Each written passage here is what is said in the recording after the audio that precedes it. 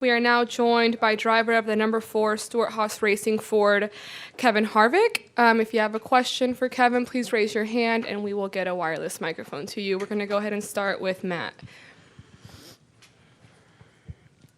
Matt Weaver, Sportsnot. You're locked in. You've got a lot of teammates who need to join you. How do you kind of balance it within the Ford team of kind of serving all those needs? We have enough trouble serving our own needs. So, I think a lot of that stuff just plays out. And when you have the opportunity to put yourself in a position to help, you try to help as much as you can and go from there. So it's just, I've always found it harder to try to coordinate something and make it all work because it all seems to get mixed up and so you go race and see when those opportunities fall to push and stay in line and do those types of things. And then kind of a big picture question. You won 2 Xfinity championships, kind of the old school way. You won the first elimination championship in 14, arguably had one taken from you in 20. When you kind of look at the current dynamic kind of holistically, the pros and cons, what do you think of the current way that we decide a champion? Well, you don't win them like Earnhardt did. I think, definitely as you look at it, what we do, it's different, right? So we're definitely in the entertainment business to make things exciting. And, I think as you look at the last race and it's definitely, there's a lot that goes into it, but it definitely doesn't reflect the whole year. And I think our years are definitely probably proof of that just because of the fact in 14, we won the right race. In 15, we didn't win the right race. In 20, we didn't win the right race. And so, I think it just, I guess as long as you're in it enough, it cycles out and circles back. So, I think I can see it both ways. Look, I'm going to sit on the other side of the fence and want it exciting. And I think from a competitor standpoint, I've raced it both ways, and I think it's a long season, and there's a lot to it to come down to one race. All right, let's go ahead and go to Greg. Over here, Kevin, Greg Engel, Forbes. As you look at the end and you're done and all that stuff. And, you one of the things I'm sure you're not going to miss is having to service sponsors as a driver, make sure you get the right suit on and all that. But as you got those, have you built up those relationships over the years with the different sponsors? And then you've got KHI on the other side. Have you been able to leverage some of that in order to maybe bring it into the KHI fold? Or is there always like a delineation line where you don't mix the two, if that makes sense? I don't know that we've actually will lose a sponsor. So, I think as you go forward, they will be different, obviously. I think there'll be, the partnerships that we've managed and are a part of. And I don't know that I still won't have a relationship with every one of them. So, I think as you move forward, I think that's one of the more rewarding pieces that has come out of this whole puzzle are the relationships. And then also, being a part of the conversations and, the management group and helping find them things that fit their new budgets and new ideas and who who and where you place those sponsorship dollars has been interesting. So, there's obviously a lot of moving pieces, but we will have good relationships with many of our current partners as we go forward. And without naming it, was there a track that you would not want to ever race on again that you're like, oh my God, I'm glad I don't have to race there anymore? Mm-hmm. Indy Road Course. All right, we're going to go to Jordan and then Jeff. Jordan Bianchi, The Athletic. What have you seen anything different from Ricky Stenhouse Jr. this year on the racetrack from years past? I think look, Ricky's mature, right? He's been around this a long time, and I would put him in the mature category. And I think, from his standpoint, I think that the car's rolling a lot more this year for a number of reasons. I think they've done a good job in managing the days when the car's not running good. I think they've done a good job I think Mike's done a good job with Ricky. I think Ricky has a lot of trust in Mike.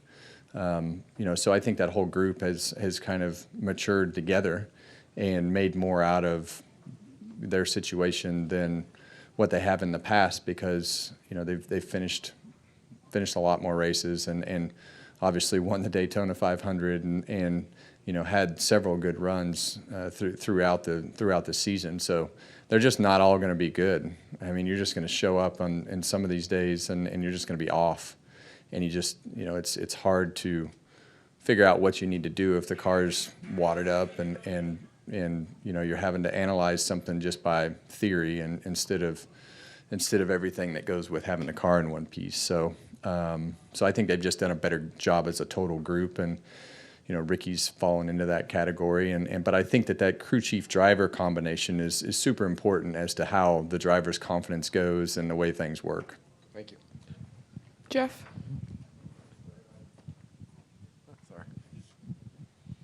Kevin, a lot gets made about how you guys always seem to maximize every week, and even if you guys don't have the car, you seem to get up there in the top 10. Like, how do you do that? Well, I think it's part of that same conversation that we just had, right? You have to keep the car rolling, and you have to be able to just grind away and make your car better throughout the day and stay in the game and be able to reset as a group to hope that every time you pit and when things aren't going right, that the car is going to get better. And so, I think a lot of that comes with, and I tell a lot of our young drivers this, they say, well, my car's not good. I'm like, well, why? I said, you're a big part of that process. The driver's the big part of the process that really helps keep everything under control as far as the direction of the car. Is it tight for aero reasons, mechanical reasons, and understanding how to push things forward to do that. So, I think for us, we just grind away and keep ourselves in contention and do as many little things right. And I think that feedback back and forth, driver, crew chief, goes right back to the same conversation of making yourself useful as an asset inside the car to be able to give the information of what's wrong with the car. So, I think grinding away and just always believing that it's going to get better after this adjustment and resetting and going again. Go ahead. Happy, let's talk a little bit about beyond here. First race, Darlington. Obviously, you've had success there in the past, but having that as the first race in the playoffs, what are your thoughts as you get ready to roll in on that one? You know what? I don't have any thoughts. I don't have any every time I put thought into, we should run good here, we should run good there, it seems like it could be the opposite. So, I think Darlington has been a good racetrack for us in the past, and we've had good finishes there and always been one of my favorite places to race. But I think looking at predicting what you're going to do is really not in the cards anymore, just because sometimes you show up and it's just completely different. So hopefully it goes like it has in the past, and because Darlington has been a great place for us. I'll say pretty fair on that, but what about the first three races? You like the grouping of the three races for the first round? I'm still worried about Daytona, so I haven't got to the third the group of three yet. So we'll go from you got me to go to Darlington. So where's the next two? Huh? Kansas. Okay. Kansas and Bristol. It should be fine. But I'm not sure. All right, go ahead. Hey, Kevin. Chris Gollin here with News Daytona Beach. You've been coming to Daytona for over 20 years now, and this is shaping up to be your last time here in the media center as a driver, given you don't win tomorrow. I was wondering, other than the obvious, which would be winning the Daytona 500, what are some of your favorite memories or just things that stand out over your career at Daytona? When I first started, we spent a lot of time here testing and preseason testing, and we'd come back and test some of our super speedway stuff. And I think for me, I still remember driving in that tunnel for the first time to test here and realizing that you were getting ready to race for real, because when you drove into the Daytona International Speedway, you knew that things were you were progressing in the right direction. So. If I think outside of the Daytona 500 and the summer wins and the shootout and all the different things that we've been fortunate to be a part of, from a success standpoint here, and wins as an owner in the Busch Series. And there's just been a lot of great things. But look, this is the pinnacle of our sport, and being able to race here has been an honor, but always what you were shooting for in your career, because you knew if you were racing at Daytona, you were on a good path. So, but I'll never forget driving in here the very first time and looking at the racetrack when it was empty, and thinking, sitting on the grid out there, because you used to sit there for hours as you waited your turn to go out. And I was sitting there, and they told me, they said, all right, when you go, you got to go out and hold it wide open. And I had never been here before, and it's half. I mean, when you're sitting at the end of pit road, it's half as narrow as Talladega. So it was an interesting first lap, but I'll never forget it. Yep. All right, Holly, and then Lee. Hi, Kevin. I don't know if you would consider yourself a sentimental person or not, but I'm curious if so far this season there's been a facility that you went to, or something that was given to you, or something that really stood out to you that will mean quite a lot as you look at this being your last season racing. And secondly, how hard will it be for you to kind of take all of that sentiment in when you're racing for a championship in the last 10 races? I imagine your mind might be in a different place. Yeah. Well, I'm not.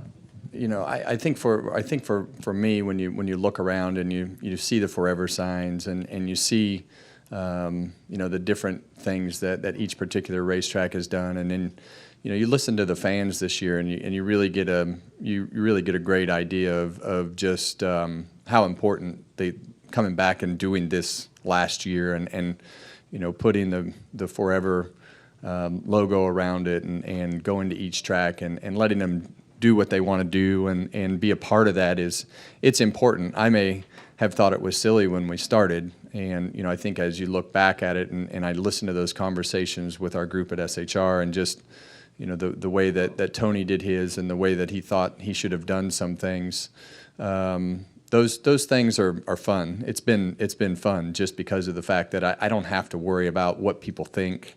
You can just listen and realize that you've had a great impact on the sport, and the fans appreciate the effort and the things that have gone into, whether it be driving or off the track, or showing the emotion of being mad, or whatever the instance is, to hear all those stories and let people tell you about all those different situations, and see the different pictures and things at the racetrack from all the success at certain tracks. And for me, that's not something I would ever do, because I look at it as bragging. But at this particular point, it is what it is, right? It's success at different places. We've been very fortunate to be successful and win races and have an impact. And I think being able to wrap my arms around all that and say, okay, I'm good with this. Let's enjoy it.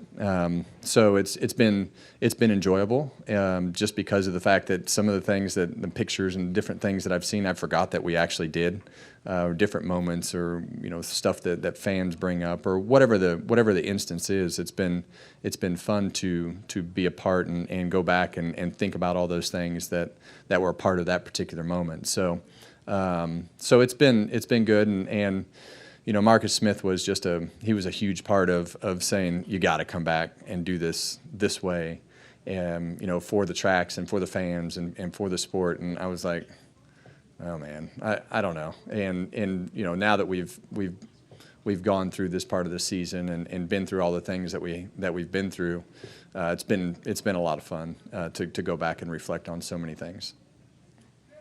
Lee. Lee Spencer, Catch Fence.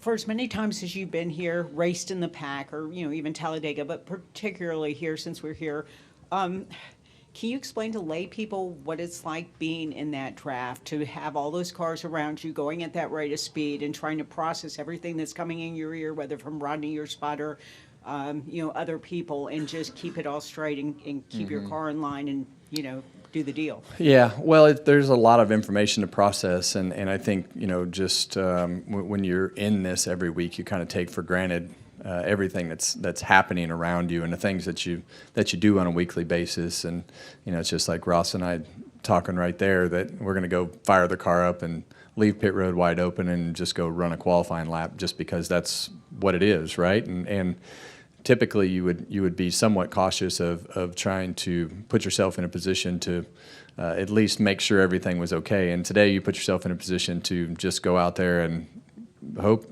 know that you've got to do what you got to do. And if it's not okay, then it is what it is. And so, but as far as the racing goes, it's